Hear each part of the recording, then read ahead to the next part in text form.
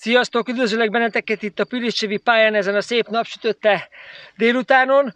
Légy szíves, most iratkozzatok fel a csatornánkra, jöjjön egy pár kattintás, és akkor csapjunk is bele, hogy mi ez az egész ügy, ami itt előttem van. Ma egy hangtalan nappal fogunk jelentkezni, mert úgy hangtalan, hogy végre egy olyan nap, hogy hazamegyek és nem fog zúgni a fejem talán, attól, hogy egész nap egy hangos motoron ültem. Félre ne értsétek, semmi komoly probléma nincs velünk, nem melegettünk föl, semmi egyéb ilyen extra nincsen. Szeretjük a hangos, tökös motorhangokat, de van egy olyan bizonyos szegmens, amikor igencsak jó lenne, hogyha egyáltalán nem lenne hangja a motornak, és úgy tudnék vele motorozni, gyakorolni.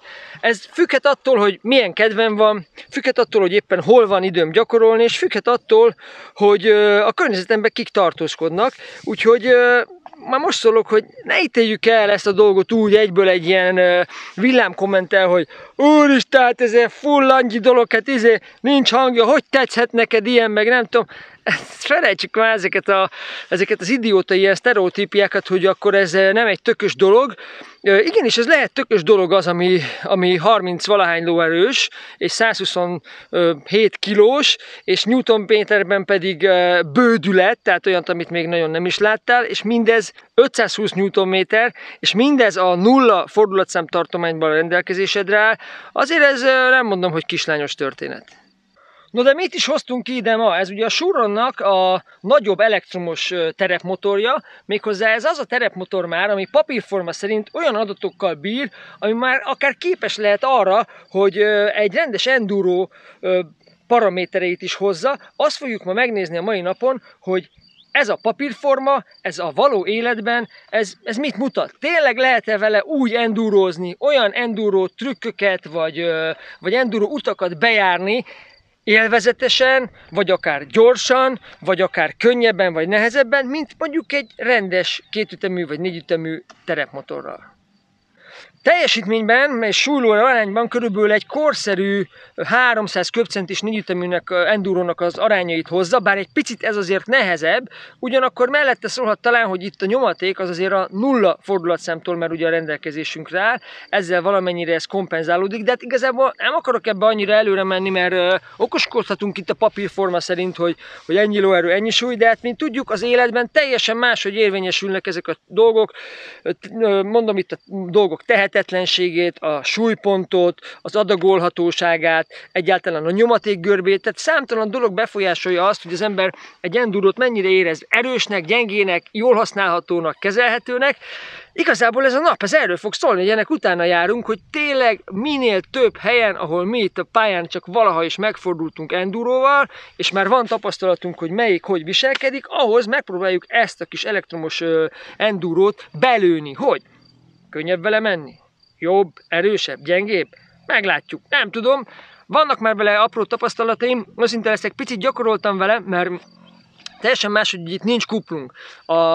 Az igazán lassú offroadozásnak a kuplungkezelés az alfája omegája, mint tudjuk, és ha ezt kicsérlik neked egy hátsó fékre, akkor azért van baj, át kell szellemülni, biztos, hogy megint lesz olyan, hogy megint belekuplungoltam, persze belefékeztem. Remélem, hogy a nap végére teljesen beleáll ez a kezembe, hogy ezt nem kell piszkálni, hogyha nem megy a történet fölfelé.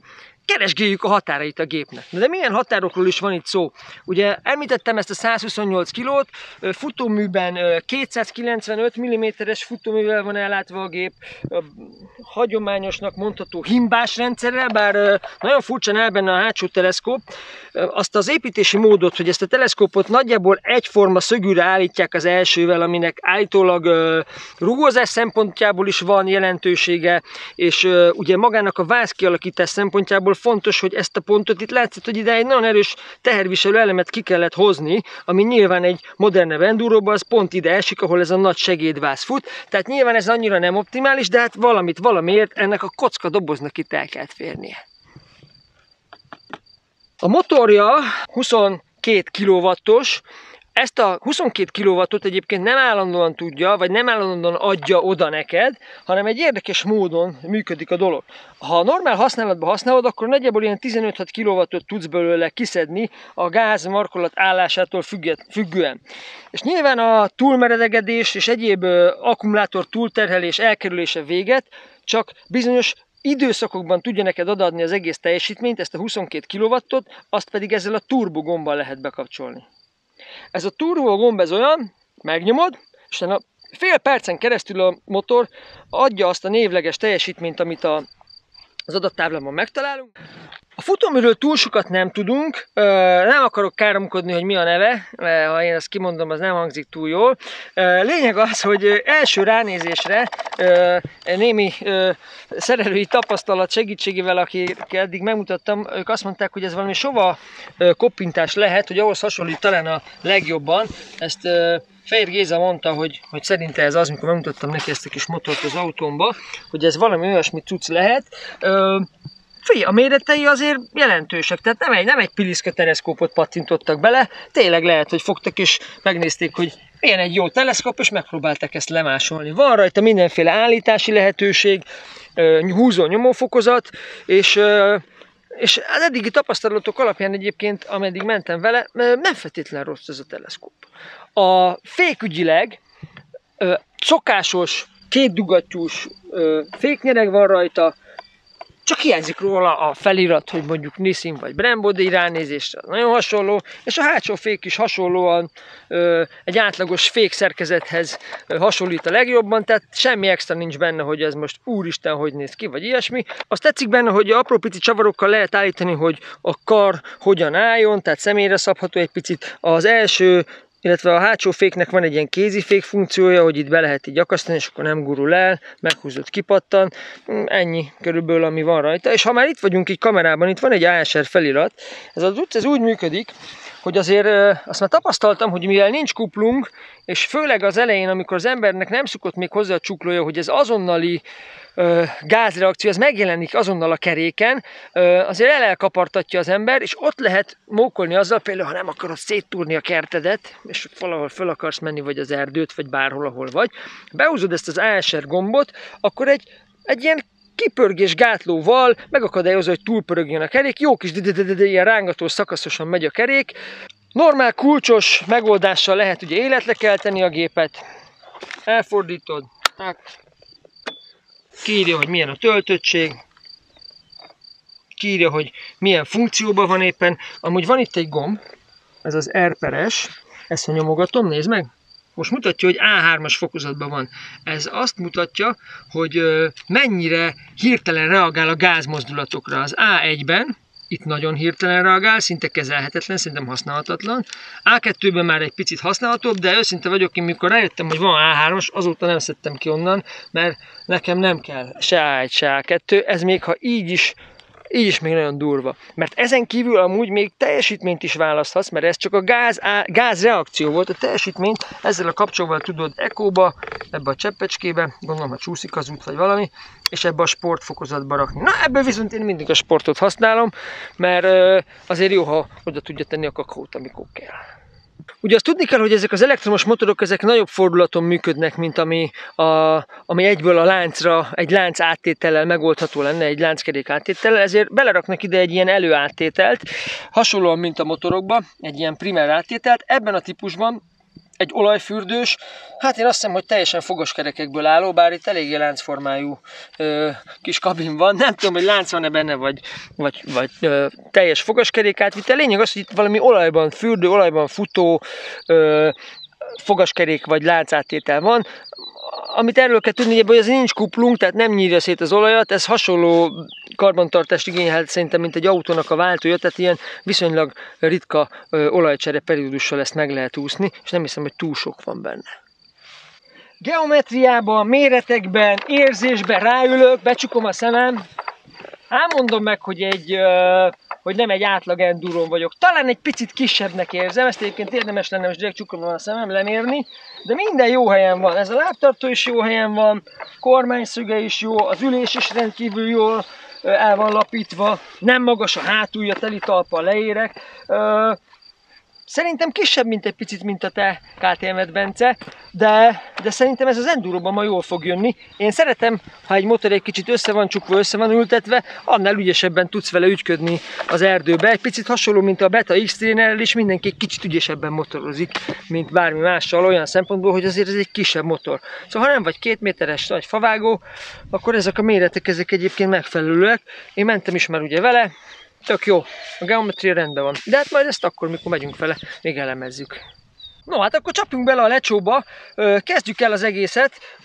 Hasonló lesz a teszt, mint amit szoktunk, minél több helyen ilyen kis blokkokra bontva, kielemezve az adott helyszínhez tartozó kis tapasztalatainkat végigmegyünk. Most egy kicsit részletesebben próbálunk végigmenni minden helyen, ahol szoktunk, mert azért ez egy nagyon izgalmas téma. Ezúton is köszönjük az Elektrobikernek, hogy rendelkezésünkre bocsátotta ezt a szupi gépet. Ígérjük, hogy vigyázzunk rá.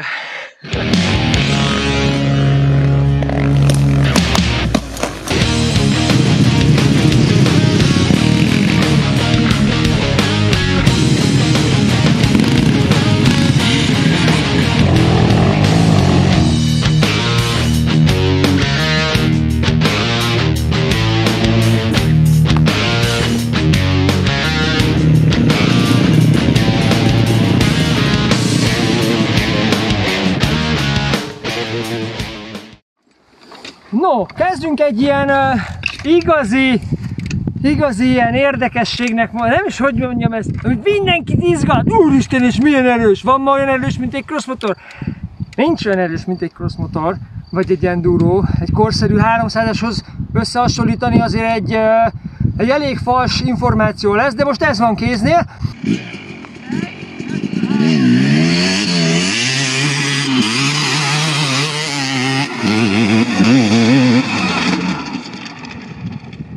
Most azt kimondhatjuk, hogy azért ilyen poros helyen, ahol nyilván nem olyan nagy előny az, hogy a te motorod lényegesen erősebb, itt inkább a keréktapadás, a nyomatékladás, a váltások egyéb összetevőkből is adódik, hogy végig tartotta a tempót vele. Végig, pedig nyeleltem, ahogy tudtam. Én is. Őszinte volt. Figyelj, nézzük meg ugyanezt, és aztán akkor ezzel pontot tettünk az ügy végére. Menjünk föl azon a brutál meneteken. Jó, nézzük meg. Honnan induljunk? Innen az aljából, nem fölugratással, vagy csináljuk a elindulást? Szerintem próbáljuk leszűkíteni a technikai faktort, tehát hogy... Akkor odállunk ide a fűre, oda arra a kis rézsűre, igen. És akkor onnan rálőjük, hogy tudjuk magunkat összeszedni egy fölfelébe, egy endurós, tapadós, jó meredekbe. Jó, lássuk. Nézzük.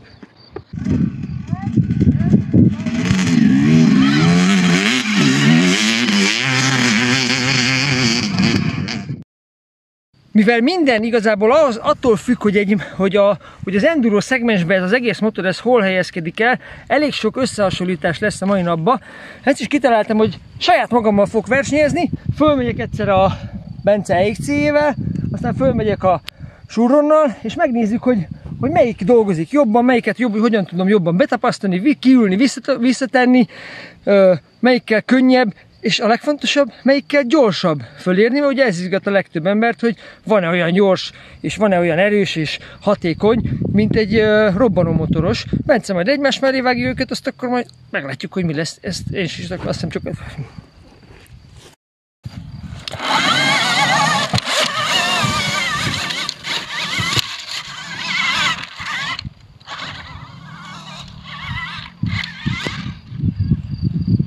És akkor nézzük ugyanitt az EXC-t!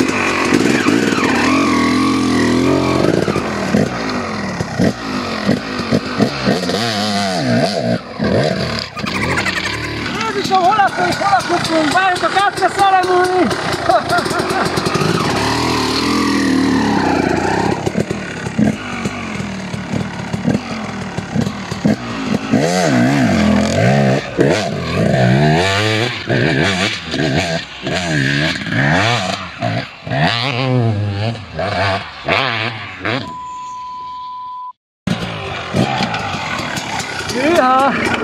Töredelmesen be kell vallani valamit, szerintem, Bence, tartozunk az igazsággal. Hát most megyek harmadszorra, hogy valami értelmes módon el tudjak ezzel most indulni, valahogy vagy annak a teljesen más viselkedése, vagy hogy már egy picit azért átszoktam ma rá, vagy nem tudom mi, de hát nem találom a helyem ezen a motoron. Nem tudom a kuplungot, meg minden, pedig azért élem a 300-as kétüteműeket, de ez sokkal nehezebb fölmenni, azt most megmondom. Szerintem tisztán látszik a videóból, az valahogy mindig annyit ad, amennyit kell, jó helyre teszi be magát, nem akar kiugrani alólam. Szerintem ez már így itt eldőlt, hogy nekem szerintem valaha is gyorsabban kéne valahol fölmennem egy ilyen helyen, akkor a Suronnal mennék föl gyorsabban. Ez mondjuk kurvára meglepett.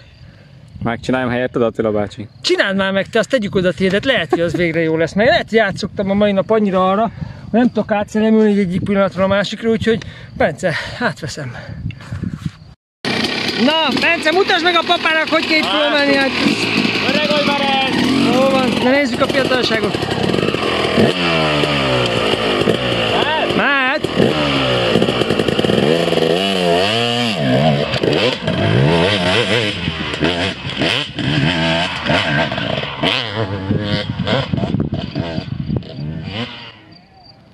Jó, hát valóban lehet, hogy velem van a baj, vagy valami, most nem hallja a Bence, de szerintem lassabban ment föl, mint én a Suronnal. Ezt most megmondom, de nagyon kíváncsi leszek az értékre. Szégyen, hogy ennyire nem tudtam jót menni ezzel a két tével.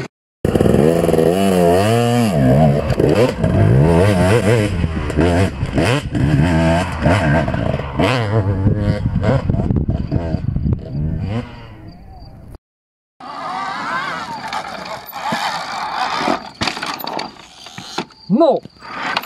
Rámászunk az extrémre, megnézzük, hogy mit tud a gép a mi kis extrém gyakorló pályánkon, fézzük végig az elemeket. Itt azért tudjuk, hogy mozog egy átlag enduro, lesz mihez viszonyítani.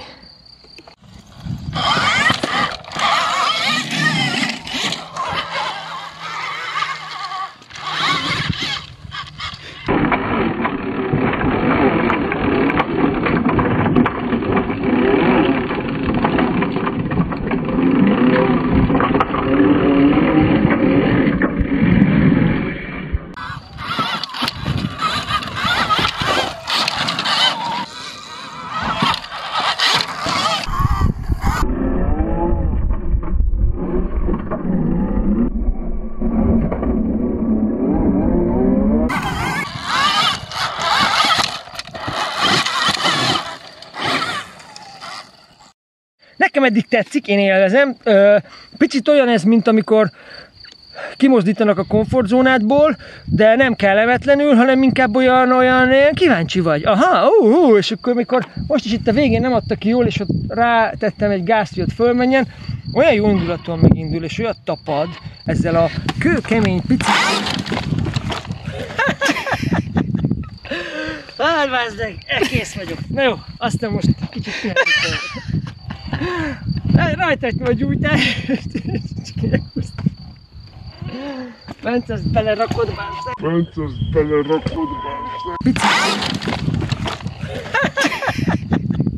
Júj, majdnem elmentünk innen az extrém pályáról, hogy kinek próbáljuk vele azt, amit kevés motorral szeretek kipróbálni, de egyszerűen ezt nem lehet kihagyni, hogy fölmegyek ott a traktorgumina, és abban a ferde, fölnyomatós, ilyen kellemetlen ügyet megpróbálom vele lenyomni. Nagyon kíváncsi vagyok, az egy igazi enduro motort próbáló és összeszokást igénylő feladat.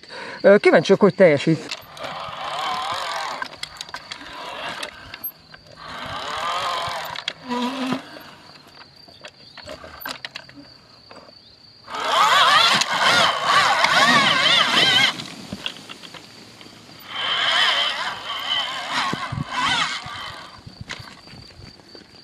Az nem volt rossz. Egyáltalán nem. Annyira folyamatosan mindig ott tartja az erőt, nem pörög túl, nem böffen be. Érdekes, hogy azt kell, hogy mondjam, hogy hát ez olyan, mint egy rendes motor. Én ennél rosszabbra számítottam. Én is, hát ez a röhögbe ment föl. És ahogy leérkezett végig, így gurult végig, nem kell elvenni az erőt, okosan csinálja ez a gázkar így magába kuplung nélkül a dolgot. Mit tudná? Én valahogy arra számítottam, hogy le fogja dobni a seggét a nagy gáz miatt. Tehát, hogy nem lehet ennyire finoman adagolni neki. Nem, el lehet találni, és pedig a durvábban van. Lehet, hogy egy gyengébb fokozatban itt még könnyebb ezt megcsinálni, légjobb letapasztani. De nem kapcsolgatom, mert az azért kiveszi a ritmust a kezemből. Ez hibátlan volt, 10 pont, 10-ből.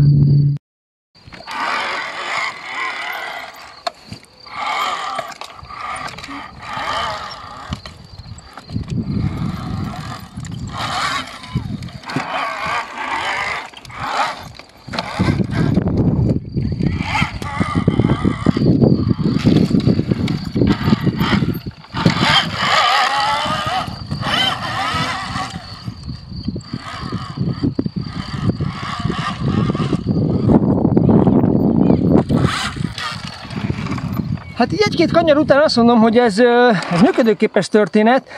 Van olyan indító nyomatéka ennek a motornak, mint hogy kuplunggal kicsit megrugatnám, tehát pont olyan, hogyha így hirtelen ráteszek egy gázt, simán egy kerékre áll, tehát nem kell bíztatni, nem kell nagyon rángatni a kormányt, erősebb fokozatba, de turbó nélkül van ez. Átjöttünk a pályának az igazi ilyen endurós nyomvonalaihoz.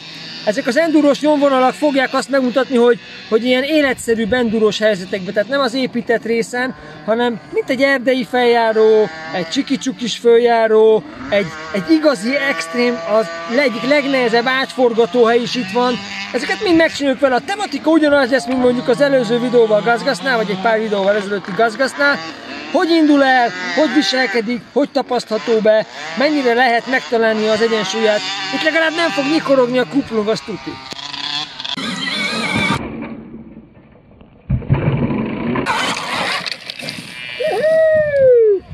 Hát ezzel olyan tempót lehet följönni, hogy nem bírom kontrollálni. Beraktam a turbóba, hallod, azt hittem, hogy elszállok.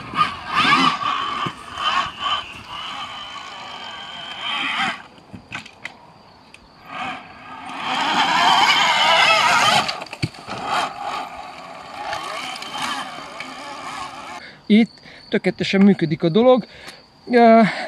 Hogy hiányzik-e a hang vagy nem, azért most így ciripálnak a tücsökök, elmentek el innen a madarak, ezt engem azért nem zavar, hozzáteszem.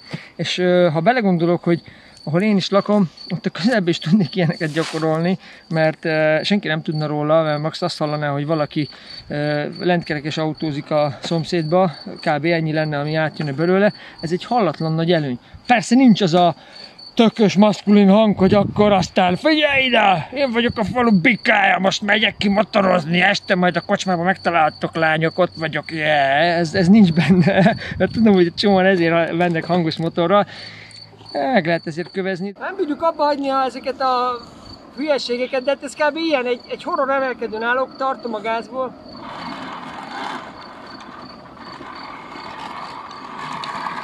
És itt körülbelül így nézelődsz, kapod a kerék, nem figyelsz se a kuplungra, se a gázra, csak így egy picit ezt a gombot így csavargatod, és akkor az így mászik föl. Semmi extra, megállsz, kicsit így pihensz, kicsit megrugatod, kicsit emelgetted, és akkor így, de figyelj, így.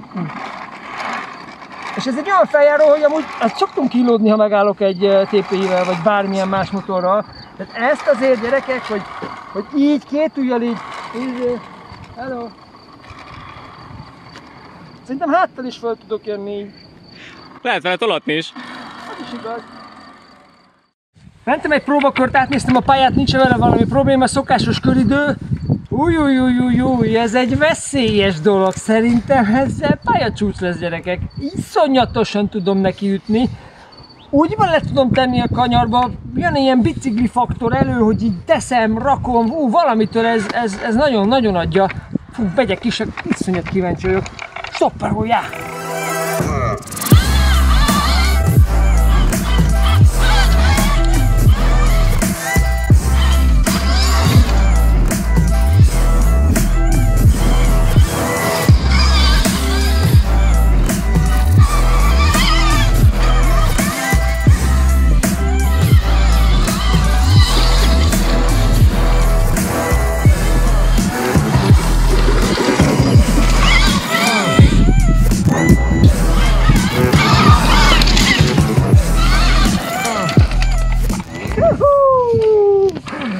Azt a betyár mindenit! Én nem tudom ezzel a géppel, de hogy úgy csűröt csavarom, vagy úgy csűröm csavarom be oda, ahova akarom. Ez egy elképesztő mozgékonyság van ebben a gépben, nem is értem. Mennyi lett az idő, Bence? 1:24.77, ami azt jelenti, hogy azt hiszem benne van a top 3-ban így fejből. Hát érzetre... Meg helyből. Hát benne lehetne lehetne az első is, mert rettentő jól be lehet taposni a kanyarokba, és én nem tudom, de ez, hogy fönt van mind a két fék, ezt szerintem most jött ki először, hogy igazán jó, teljesen mindegy, hogy áll a lábam, milyen szögben van, nem kell odafigyelnem arra, hogy a fékpedálon jól rajta legyen, abba az irányú kanyarba, hogy mikor fékezek rá, mikor talpalok esetleg, hogy teszem a lábamat. Hű, de lehet pödörni, tiszta bicikli feeling, a Kis Huronnak a feelingje jön elő valahogy, annak a mozgékonysági ügyessége. Hát azt gondolom, hogy ha ennél ilyen ritkásabb lenne az egész, és nem lenne ennyire tele kanyarral, mert azért ezt tegyük hozzá, ebbe szerintem van két helyen egy 15 méteres egyenes benne, ami jó hepehupás eldobálós, azon kívül szerintem 6-7 méternél hosszabb egyenes nincs benne, és utána egyből visszafordított. Tehát ez egy iszonyat szűk kis kacskaringos pálya. Fú, hát ez itt iszonyat jól érzi magát. Ha hosszabb lenne, és csak ilyen csövelősök lennének, akkor biztos, hogy az ideje lényegesen szorulna vissza, mert azért ugye nem turbóval használom, ez a teljesítmény azért ez egy idő után kevés lenne, úgy érzem, de ide bőven elég volt, meg egyébként szerintem 5 perc motorozás után ez a teljesítmény is már sok, mert gyakorlatilag elfáradok, és hozzáfáradok a motor teljesítményhez. Szóval megint egy olyan részt találtunk, ahol ez nagyon jól működik. Remélem, hogy nem lesz félreérthető a dolog, hogy itt valami átverésre készülünk. Nagyon remélem, hogy nagyon hamar mindenki ki tud egy ilyet próbálni, és maga rájöhet, hogy ezek a dolgok, amiket ma tapasztaltunk, ez számára mit hoz. Én garantálom, hogy aki ezzel így fog egy ilyen komolyabb napot lenyomni, mint ahogy mi lenyomtuk, azt fogja mondani, hogy ez megállja a helyét egy enduro mellett, vagy egy enduro helyett. Méghozzá teljesítményben, nyomatékban, meg egyéb dologban valahol egy ilyen lefullaszthatatlan triálmotor, vagy egy nagyon barátságos 300-as 4T-hez talán hasonlítanám, hogy így mindenhol úgy jól megy, sehol sem olyan elképesztően sok, de azért ez egy más dolog, ez egy más szegmens. Nem azt mondom, hogy pótolja azokat a szupi motoros érzéseket, amit én is szeretek, hogy belekuplungolok, ügyes vagyok, beváltom ahova kell, és egy csomó olyan jó dolog, amit szeretek a 2T-ben, 4T-ben. Én is azért szeretem a hangját, persze nem otthon a szomszédokat bőszíteni, hanem szeretek egy jó motorhangot, de hát ez egy teljesen más faktor. Ami miatt igazából ez a sport száműzve van a városoktól messzire, és még itt is nehezen megtűrt, mert a környékbeli településekig elzengenek ezek a nagy motorok hangjai, ez nincs, tehát ez fantasztikus. Ezen kívül a mai napon, amit itt nyomozgattunk, hogy van-e, valaki egyébként egy nagyon jó kérdést tett föl, vagy nagyon jó fejtegette a dolgot, hogyha majd lesz ilyen motorból, ami lesz olyan erős, mint egy igazi motor, egy igazi kétütemű vagy négyütemű enduro, és nem lesz annál drágább, vagy valami elfogadható árban van. Valahol egyébként megérkeztünk a dologhoz, mert teljesítményben ez már egy átlagos ilyen kezdőbb embernek biztos, hogy bőven elég turbo nélkül is. Nyilván ennek majd fognak kérni különböző tuningolt változatai, mint hogy a Suronnál is a 6,5 kW-ról már vannak ilyen több 10 kW fölé tuningolt változatok. Biztos, hogy itt is lesznek különböző tuningok, de ezzel a turbogombbal is egyébként meg lehet játszani azt, hogyha éppen valahol nem elég, akkor rápattintod. Egy másik már nagyon-nagyon fontos összetevője a dolognak, hogy oké, nagyon frankó, meg lehet vele tényleg jól menni, de meddig bírja az akkumulátora? Hát a mai nap az úgy néz ki, hogy most jutottunk el oda, hogy itt az utolsó ugratásokat már egy ilyen csökkentett energiamódban ugrattam, mert már 7%-on van a töltöttség, ki is gyulladt, hogy töltsem, villog is a töltés jelző, hogy már nagyon a végét járja, ilyenkor egyre veszi le a teljesítményt, aztán egyszer csak leáll és nem megy tovább. A mai nap az úgy néz ki, hogy elkezdtük a forgatást körülbelül 2:30-kor. Hát 2:30-3. 2:30-3, most van olyan 7 óra? Mindjárt mondom neked, 4:80. 4:80, akkor mondjuk azt, hogy 3-kor kezdtünk, és 7-ig forgattunk, az 4 darab órán keresztül forgattunk, amiből szerintem nagyjából olyan 50%-át üzemben volt a motor. Ami azt jelenti, hogy a mi ilyen endurozgatásunk, amiket a videókon láttok, annak az átlaga, tehát nyilván ezeket a feladatokat csináltuk végig, az nagyjából 2 órára elegendő energiát szolgáltat. Biztos, hogyha fölmentem volna a nagypályára a homokos részre, és csőgázon mentem volna vele egy 45 percet vagy egy órát, szerintem le lehet meríteni egy óra alatt is, biztos, de inkább az ilyen szerintemmel kezdődő mondatokat inkább töröljük is. Ebben az időszakban 4 óra forgatás, ebből sacra 2 óra motorozást bírt ki az akkumulátor. Van egy ilyen kérdés, amivel szoktuk magunkat tesztelni, hogy mennyire is jó, mennyire is tudja ezt pótolni az igazi robbanómotoros motorsportot, és ez a kérdés pedig úgy szokott szólni, hogy mennyi időre cserélném el az én motoromat, az én motorozásomat robbanó motoros motorozásomat elektromotoros motorozásra, ha ezt a motort adnák oda, vagy ezt az elektromos meghajtású gépet. Én most itt így rávágom, hogy 1 évre biztos. Tehát ez annyira tudja pótolni a motorozás élményét, és most annyi új élményt is ad nekem a másfajta teljesítmény leadásával, a csöndességével, hogy innentől kezdve délutánonként a kertembe tudok 1 kereket gyakorolni, azzal, hogy nem is tudom mivel, mit akartam mondani még. EXC 300 2004 eladó, most mondom. Ennyi, Bence megmondta EXC, hát hallottátok. Figyelj, tényleg Bazi jó, én nagyon szívesen motorozok ezzel, annyira tetszik, ez van, meg lehet érte kövezni. Köszönjük az Elektrobikernek a cupi tesztnapot, és remélem, hogy mindenki tud belőle magának olyan információkat szerezni a mai videóból, amivel sikerül eldönteni, hogy akar-e ilyet, vagy nem. Szevasztok!